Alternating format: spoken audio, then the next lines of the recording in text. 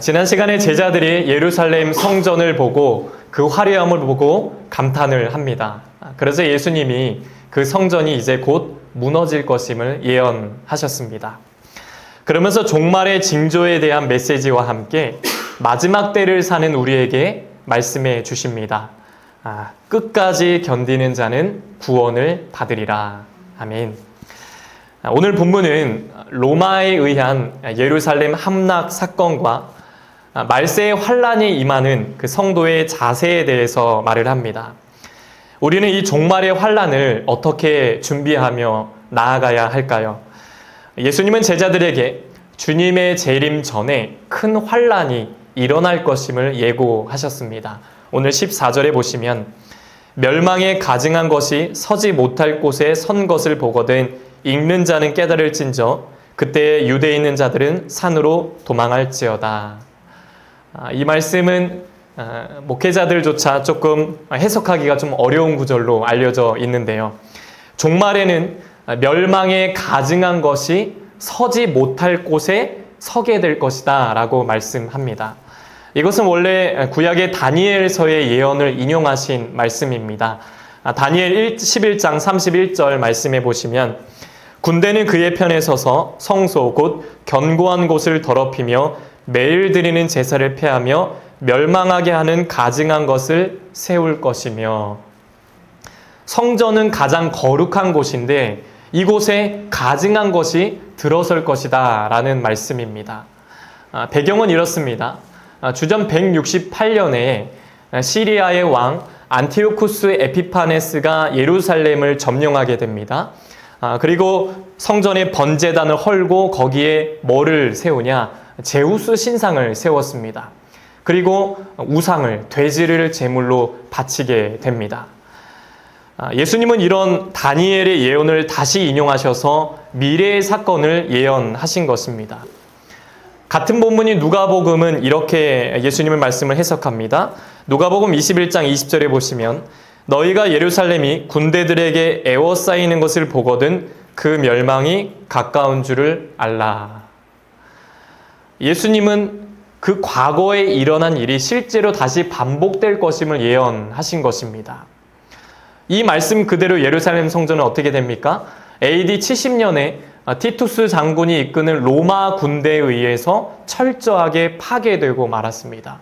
예수님의 그 예언이 그대로 이루어진 것입니다. 유대의 역사가 요세푸스에 따르면 당시 예루살렘에서 살해당한 자가 무려 110만 명이 되었고 포로로 끌려간 자가 9만 7천 명, 그리고 겨우 10만 명만 생명을 부지했다라고 전해집니다. 엄청난 피해를 입은 것이죠. 이후에 예수님은 이 성전의 멸망 사건이 일어날 때 어떻게 해야 하는지 말씀을 해주십니다. 14절 후반에 보니까 그때 유대에 있는 자들은 산으로 도망할지어다.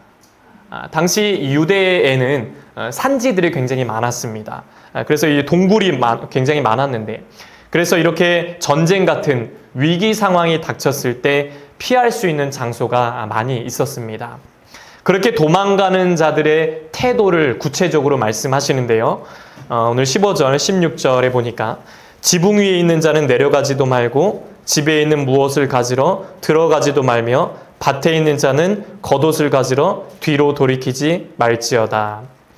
지붕 위에 있는 자들은 내려가지도 말고 집에 있는 것을 가지러 들어가지도 말라라고 하십니다. 집안의 물건을 가지러 갔다가 도망갈 기회를 놓쳐서 생명을 잃을 수도 있기 때문입니다. 구약에 보면 롯의 아내가 세상에 집착을 해서 이렇게 뒤를 돌아보다가 소금 기둥이 된 것처럼 말세를 사는 우리에게 말씀하세요. 세속적인 것에 집착하지 말라라고 하신 것입니다. 만약에 예수님을 만났던 부자 청년이 세속적인 것을 과감히 끊었다면 그는 영원한 생명을 놓치지 않았을 것입니다. 그러나 청년은 재물이 많음으로 예수님의 말씀을 듣고 근심하며 가니라 라고 성경은 말합니다. 또한 주님은 오늘 16절에서 밭에 있는 자에게 요구되는 태도를 말씀하십니다. 밭에 있다는 것은 아주 간편한 작업복을 입은 상태죠. 주님은 이런 자에게 위급한 상황이 올 때 겉옷을 가지러 집으로 가지 말라라고 말씀하십니다. 이건 무슨 뜻일까요? 우리는 항상 의의 겉옷을 준비해야 한다라는 것입니다. 무엇을 하든지 어디에 있든지 항상 종말을 대비해서 준비하는 삶을 살라라는 것입니다. 예수님은 이 모든 일에 대해서 오늘 18절에 말씀하십니다. 이 일이 겨울에 일어나지 않도록 기도하라. 이 말씀들은 계속 유대의 당시 환경과 그 배경에 따라서 예수님이 쭉 말씀하시는 건데요. 유대 땅의 겨울은 우기입니다. 비가 오는 이렇게 겨울이 되면 강이나 하천이 범람하고요. 그렇게 비 때문에 생겨난 도랑 때문에 피신하기가 굉장히 어려워집니다. 특히 이 임신한 여성들이나 어린아이들은 굉장히 피하기가 어렵게 되죠. 그래서 주님은 겨울에 환란이 일어나지 않도록 너희들 기도하라 라고 말씀을 하신 겁니다. 여기서 우리는 종말의 환란을 어떻게 준비해야 하는지 보게 됩니다. 종말의 환란을 대비하기 위해서 깨어 기도하라는 것입니다. 종말의 때에 우리에게 환란이 없을 수는 없습니다. 그러나 이것을 대비해서 기도할 수는 있습니다. 여러분, 지금은 깨어 기도할 때인 줄 믿습니다. 지금은 은혜 받을 만한 때입니다. 깨어 기도하고 은혜를 사모하며 마지막 때를 준비해 가야 할 때라는 것입니다. 이어서 19절 이하부터는 대환란에 대한 말씀이 시작됩니다. 주님은 이 세상 끝날에 닥칠 환란은 창조 이래 전무후무하다라고 말씀합니다. 지금까지 이런 환란이 없었고 앞으로도 없을 것이다 라고 말씀합니다. 여기서 기억할 것은 심판과 구원이 함께 일어난다라는 것입니다. 오늘 20절 말씀 함께 읽어보겠습니다. 시작. 만일 주께서 그 날들을 감하지 아니하셨더라면 모든 육체가 구원을 얻지 못할 것이거늘 자기가 택하신 자들을 위하여 그 날들을 감하셨느니라. 아멘. 대환란의 때가 오면 살아남는 자가 없을 것입니다. 그러나 하나님이 그 택하신 성도들을 위해서 환란 날을 감하셨다라고 말씀합니다. 창세기의 노아 시대 때도 보면 하나님은 온 인류를 홍수로 다 쓸어버리셨습니다. 그런데 노아의 가족만은 구원받은 것을 보게 됩니다. 우리도 마지막 때에 환란을 겪게 될 것입니다. 그런데 노아처럼 주님이 택하신 성도들, 저와 여러분은 하나님의 긍휼과 사랑으로 반드시 구원받게 될 줄로 믿습니다. 우리가 이런 환란의 때에도 낙심하지 말아야 할 이유가 여기에 있는 것입니다. 종말의 환란 속에서도 하나님은 당신의 백성들을 끝까지 보호하시고 인도해 주시기 때문입니다. 이렇게 그 날은 택함받은 자들에게는 구원의 날이지만 어떤 자들에게는 심판의 날이 될 것입니다. 이 모든 것은 마지막 그 날에 결정될 것입니다. 이번에 제가 그 제주도 세미나를 이제 마치고 제주 공항으로 왔을 때 일입니다. 짐을 붙이려고 이제 섰는데 세상에 사람이 그렇게 많은 거예요. 평일인데도 왜 이렇게 제주도에 사람이 많은지 한참을 서 있더라고요. 그렇게 줄을 섰는데 하필 저희 앞에 누가 있었냐면 승복을 곱게 입으시고 머리를 다 깎으신 스님들이, 이 스분들 열 몇 분이 단체로 여행을 왔는지 제 앞에 서 있는 겁니다. 하필이면 목사 앞에 스님들이 계세요. 거기서부터 왠지 모르게 기분이 좀 상했어요. 이거 십자가를 꺼내서 성경책을 꺼내야 되나. 내가 앞에 서 있으면 좋았을 텐데 하필이면 제 앞에 스분들이 딱 계셔서 제가 오랜 시간 동안 주님이 아니라 그 승복만 바라보며 그 머리 깎으신 그분들만 바라보며 오랜 시간 서 있었습니다. 그렇게 이제 제가 어쨌든 서 있었는데 이분들이 얼마나 민폐를 끼치시는지 한 분은 가방을 메고 사람들을 다 뚫고 새치기를 해서 계속 앞으로 가는 겁니다. 짐을 먼저 붙이겠다는 거예요. 근데 또 옆에서는 이분들이 제주도에서 뭘 많이 사셨나 봐요. 거기에 주소가 써 있어요. 경상도의 유명한 절이에요. 어딘지 알 것 같아요. 거기서 오셨어요. 그래가지고 걸으면서 옆에 있는 사람이 무슨 스님 이거 챙겨슈. 아니 고등어 챙겨슈, 막 오메기떡 챙겨슈, 아 이거 누구 거유? 이러면서 거기서 막 시끄럽게 소란을 피우는데 사람들이 막 인상을 찌푸리면서 막 쳐다보더라고요. 공항 직원까지 나와서 막 제지를 하고 그러는 겁니다. 그렇게 이제 제가 오랜 시간 동안 이제 줄을 서서 짐을 붙이려고 하는데 속으로는 이분들은 자기들이 믿는 신한테 매너를 안 배우셨나, 질서를 안 배우셨나. 우리 하나님은 질서의 하나님이신데 이분들은 아닌갑이다 해서 그렇게 이제 짐을 붙이고 비행기를 탔습니다. 그때 문득 들었던 생각은 내가 지금은 이 스분들과 같은 비행기를 타지만 예수님이 오시는 날에 비행기의 마지막 종착점은 다를 수 있겠구나. 역사의 종착점은 누구에게나 다 올 텐데 그 마지막 때에 내가 정말 주님 품에 안길 수 있는 신앙생활을 믿음으로 해가야겠구나 라는 생각을 해보게 됐습니다. 주님은 택하신 자들을 위해서 그 날들을 감하셨느니라 라고 말씀합니다. 마지막 날에 어떤 환란이 찾아오더라도 이 모든 것은 하나님의 손 안에 있습니다. 주님이 통제하시고 주님이 주관하신다는 것입니다. 그리고 주님은 당신의 백성들을 반드시 구원해 내실 것입니다. 그러니 여전히 택함받은 백성으로, 택함받은 성도로 끝까지 살아내시는 저와 여러분 되시기를 축복합니다. 이어서 주님이 다시 오실 때 일어날 일들이 24절 이하에서 쭉 나옵니다. 해가 어두워지고 달이 빛을 잃고 별들이 떨어질 것이다 라고 말씀합니다. 이것은 사단의 세력들의 멸망을 상징합니다. 이런 우주적인 대재앙이 일어나는 것을 보면 우리의 마음은 어떻습니까? 조금 두렵기도 하고 불안한 마음이 들기도 합니다. 그런데 본문에는 우리의 염려를 떨쳐버릴 수 있는 놀라운 위로의 말씀이 나타납니다. 26절에 보시면 그때 인자가 구름을 타고 큰 권능과 영광으로 오는 것을 사람들이 보리라. 최후 심판이 불신자들에게는 공포와 두려움의 징조이지만 우리 믿는 자들에게는 오히려 구원의 서곡이 된다. 구원의 시작이 된다라는 것입니다. 그리스도인의 소망은 예수님이 다시 오시는 것입니다. 보고 싶은 예수님, 만나고 싶은 예수님. 사도행전에 보면 예수님이 승천하실 때의 장면이 나오는데요. 제자들이 하늘로 올라가시는 예수님의 모습을 보고 천사가 옆에서 이런 말을 남깁니다.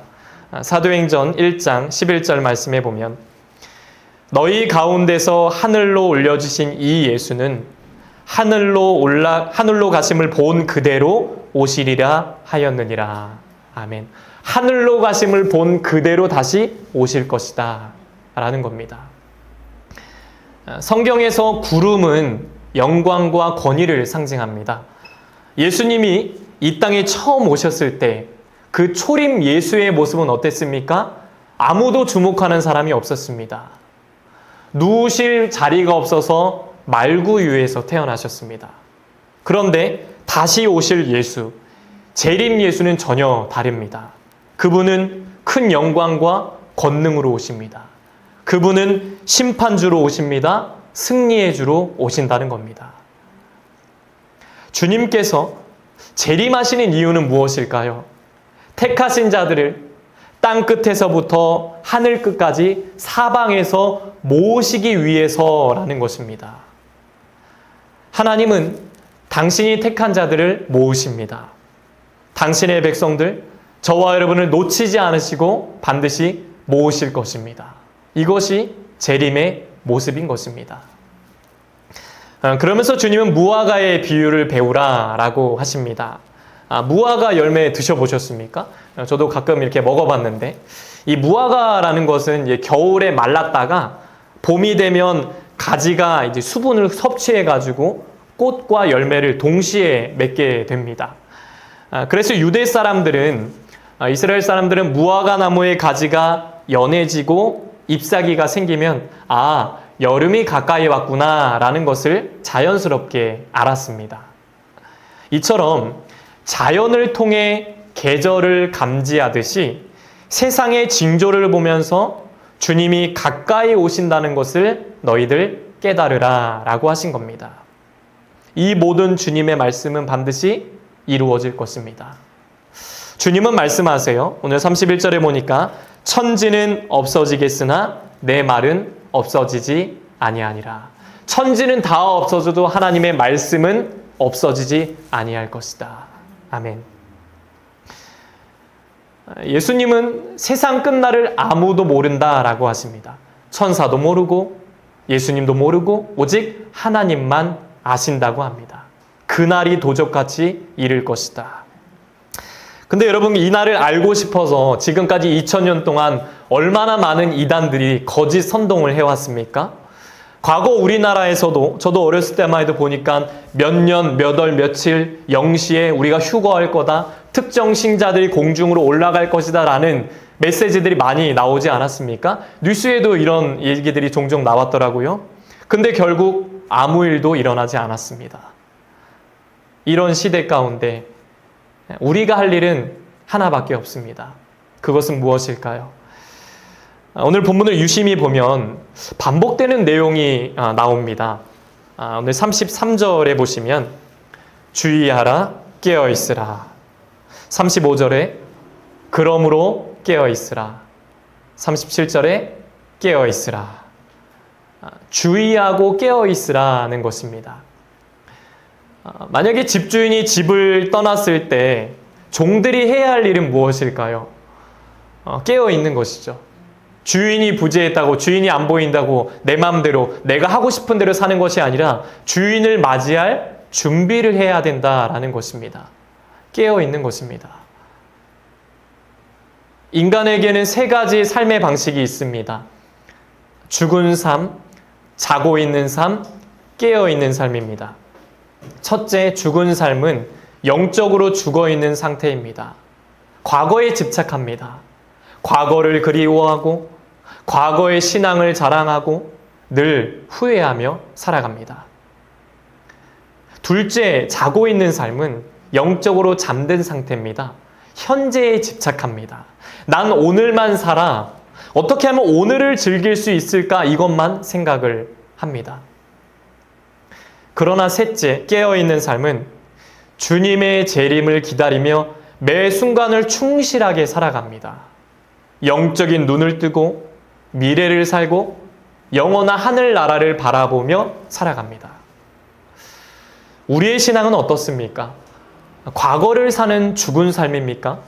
현재를 사는 자고 있는 삶입니까? 아니면 미래를 사는 깨어있는 삶입니까? 우리는 깨어있는 삶이 되어야 합니다. 잠에서 머무는 자가 아니라 그 자리를 박차고 나오는 자가 되어야 합니다. 세상 사람들과 다른 삶이 되어야 합니다. 사람을 대하는 모습도 달라야 합니다. 돈을 버는 방법도, 돈을 쓰는 방법도 달라야 합니다. 삶의 목적도, 삶의 가치관도 달라야 합니다. 깨어있는 삶은 종된 우리의 숙명인 것입니다. 이런 질문을 해봅니다. 저와 여러분은 그리스도의 재림을 대비한 준비를 다 마치셨습니까? 눈이 정결해서 악을 참아 보지 못하시는 하나님 앞에 담대히 설 수 있습니까? 선한 싸움을 싸우고 믿음을 지키며 살고 있습니까? 옛사람을 벗어버리고 새 사람을 입었습니까? 이 질문에 이렇게 대답하기 원합니다. 아멘, 주 예수여 오시옵소서. 이것이 우리의 대답, 앞으로의 신앙이 되시길 바랍니다. 그러므로 깨어있으라. 그날이 언제인지 모르지만 우리는 주인을 기다리는 종처럼 깨어있어야 합니다. 말씀과 기도로 깨어있는 신실한 종이 되어야 합니다. 이것이 그리스도인의 삶인 것입니다. 사도 바울은 오늘을 사는 우리에게 이렇게 말을 합니다. 에베소서 5장 16절 말씀 우리 함께 읽겠습니다. 시작. 세월을 아끼라 때가 악하니라. 아멘. 세월을 아끼라 때가 악하니라. 이 말씀을 영어 킹제임스 버전은 이렇게 번역을 합니다. 영어가 나올 때마다 제 마음이 좀 어려운데 네, 어쨌든 redeeming the time 이라고 읽더라고요. redeeming the time. 시간을 되찾으라 라는 뜻입니다. redeeming the time, 시간을 되찾으라. 여기 세월을 아끼라. 특별히 이 헬라어에서 시간을 나타내는 두 가지 단어가 있습니다. 지난번에 말씀드린 것처럼 크로노스와 카이로스입니다. 이 크로노스라는 말은 우리가 아는 일반적으로 흘러가는 시간을 크로노스라고 하고요. 카이로스는 하나님의 계획 속에 주어진 특별한 시간을 말합니다. 여기 세월을 아끼라에서 사용된 시간은 바로 두 번째 카이로스의 시간입니다. 성도는 그저 흘러가는 크로노스의 삶을 사는 것이 아니라 시간을 되찾는 카이로스의 삶을 살아야 한다라는 것입니다. 시간을 낭비하지 말고 하나님이 기뻐하시는 뜻을 분별해서 매 순간을 의미 있는 삶을 살라라는 것입니다. 우리는 무엇을 위해 삽니까? 우리는 무엇을 하며 살아갑니까? 저에게 깊은 감명을 주었던 이야기 하나를 소개해 드립니다. 옛날에 로마에 작은 대학이 있었는데 그 정문 입구에는 아주 인상 깊은 표 하나가 써 있었습니다. 이런 글귀입니다. 보시면 그리고 그 다음에는 이것이 써 있었는데 여기엔 사연이 있습니다. 오래전 이 대학의 설립자가 젊었을 때의 일입니다. 학생이었던 그는 학비가 없어서 공부할 수 있는 기회를 여기저기서 찾고 있었습니다. 이때 로마에 사는 어느 그리스도인 한 귀족 부인이 젊은이들의 미래에 관심을 갖고 그들을 돕고 있다는 정보를 알아냈습니다. 그래서 이 젊은이가 그 부인을 찾아가서 자신이 공부를 통해서 사회에 좀 기여하겠다라는 뜻을 밝히면서 장학금을 좀 보태달라라고 요청을 했습니다. 부인이 청년의 뜻을 받아들였어요. 그렇게 청년이 인사하고 나오는데 부인이 불렀습니다. 젊은이 잠깐만요. 그 장학금을 가지고 제일 먼저 무엇을 하겠습니까? 그러자 청년이 이번 학기부터 등록해서 공부를 좀 열심히 하려고요. 부인이 다시 묻습니다. 그리고 그 다음에는요. 열심히 공부해서 대학을 졸업할 겁니다. 그리고 그 다음에는요.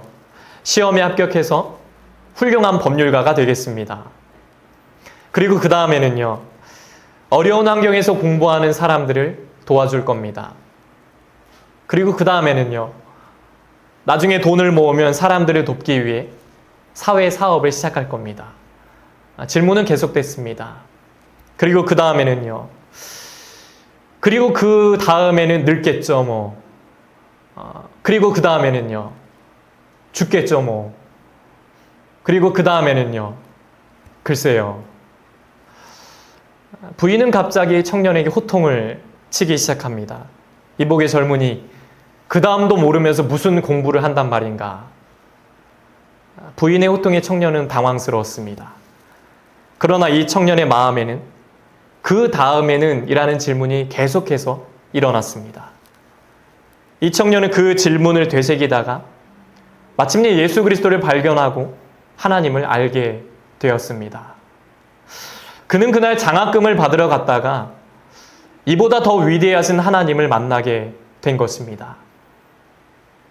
그래서 나중에 그는 자기가 세운 학교에 젊었을 때 깨달았던 그 교훈을 학생들에게 좀 알려주고 싶어서 이 경구를 교문 앞에 붙여놓은 것입니다. 그리고 그 다음에는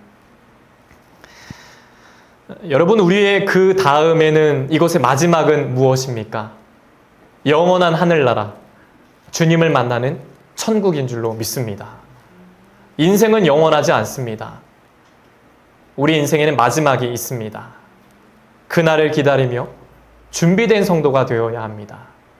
이것은 일상생활을 다 팽개치고 멀리하라는 게 아닙니다. 우리는 가정도 잘 돌보고 사람도 만나고 일도 열심히 해야 합니다. 중요한 것은 마지막 날에 깨어있는 영성이 필요하다라는 것입니다. 그러므로 깨어있으라. 말씀과 기도로 깨어서 또 맡겨주신 사명 충성스럽게 감당하시기를 축복합니다. 그리고 고백하시길 바랍니다. 요한계시록 22장 20절 말씀, 오늘 찬양에도 나왔죠. 아멘 주 예수여 오시옵소서. 예수님은 끝이 아름다운 삶을 사셨습니다. 우리도 끝이 아름다운 인생이 되어야 합니다. 이를 위해서 우리의 신앙의 모든 여정이 아름답게 되시길 소망합니다. 하나님의 은혜가 그 과정 가운데 하나하나에 함께 하실 것입니다. 이 마지막 때에 깨어있는 신실한 종이 되어서, 그런 신실한 백성이 되어서 하나님의 구원 역사에 이름이 다 기록되는 주인공들이 다 되시기를 주님의 이름으로 간절히 축복합니다. 이제 함께 찬양하고 기도하겠습니다. 꽃들도 함께 찬양하면서 함께 결단하겠습니다.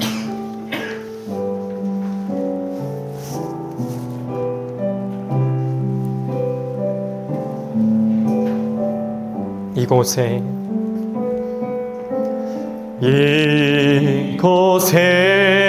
생명샘 솟아나 눈물 골짝 지나갈 때에 멋잖아 열매 맺히고 웃음소리 넘쳐나리라.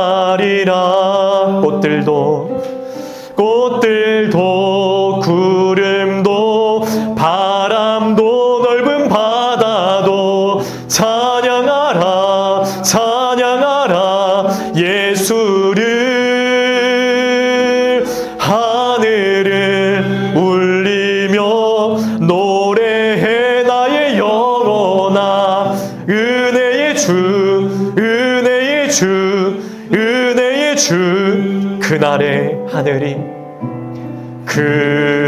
그날의 하늘이 열리고 모든 이가 보게 되리라. 마침내 꽃들이 피고 영광의 주가 오시리라. 아멘. 꽃들도 구름도 바람도 넓은 바다도 찬양하라 예수를. 하늘을 울리며 노래해 나의 영혼아. 은혜의 주 꽃들도 구름도 찬양하라. 꽃들도 구름도 바람도 넓은 바다도 찬양하라 예수를. 하늘을 울리며 노래해 나의 영혼아. 은혜의 주 하늘을 울리며 노래해. 하늘을 울리며 노래해 나의 영혼아. 은혜의 주.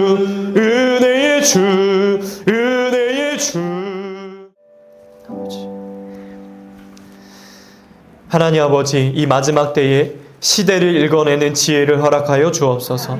고난과 환난이 찾아올지라도 흔들리지 않고 끝까지 믿음을 지켜내게 하여 주옵소서.